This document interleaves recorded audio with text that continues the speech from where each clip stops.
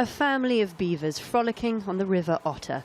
Hunted to extinction in the 17th century for their fur and their meat, Eurasian beavers were discovered here 12 years ago.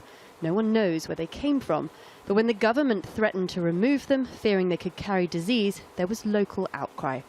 The beavers were allowed to stay for 5 years, as long as they were closely studied. Scientists say the benefits they bring are obvious.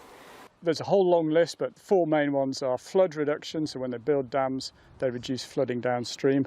Water quality improvements, those same dams capture pollutants. We see carbon capture within the dams in the vegetation that grows and the sediments behind them.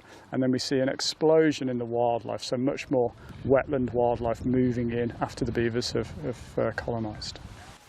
15 families now live here, and the government has sanctioned their reintroduction across the country.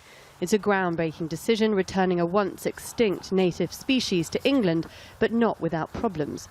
Beavers are brilliant architects, cutting down trees to build dams which create deep pools of water to hide in and store their plant food. You can see here 3 pools created entirely by beaver dams. It's a welcome change to this landscape, but some landowners are concerned that similar dams could flood their fields.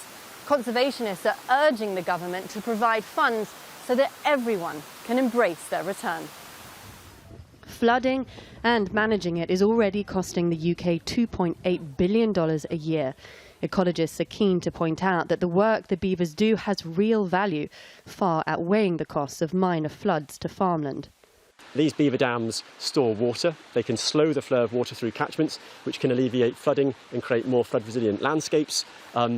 The beavers slow water down as it moves through their territory, and that has the impact on sediment dropping out of the water, and that can trap environmental pollution such as phosphate and nitrates. So a really useful species to reintroduce in England. Back on the river as their numbers grow, so has interest in them, attracting tourists and boosting the local economy.